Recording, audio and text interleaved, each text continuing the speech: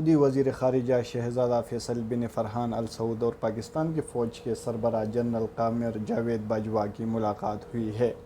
منگل کو پاکستان کی فوج کی شعبہ تعلقات عامہ ISPR کی جانب سے جاری بیان میں کہا گیا ہے کہ ملاقات میں باہمی دلچسپی کے امور، علاقائی سیکورٹی، افغانستان کی موجودہ صورتحال اور دونوں ممالک کے درمیان دو طرفہ دفاعی تعلقات پر بات چیت ہوئی۔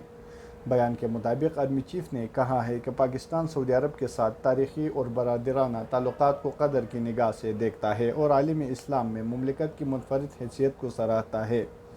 اور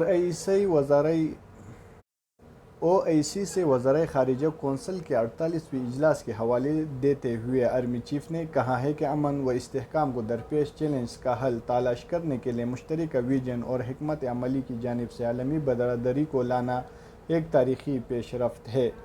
ISPR کی بیان میں کہا ہے کہ سعودی وزیر خارجہ نے افغانستان کی صورتحال اور علاقائی استحکام میں پاکستان کے کردار اور بارڈر مینجمنٹ میں اس کی خصوصی کوششوں کو سراہا۔ سعودی وزیر خارجہ نے پاکستان کے ساتھ ہر سطح پر سفارتی شراکت داری میں بہتری لانے میں اپنا کردار ادا کرنے کے عزم کا اعادہ کیا ہے۔ وزیر خارجہ نے OIC کے اجلاس کی میزبانی کرنے پر پاکستان کی کوششوں کو سراہا۔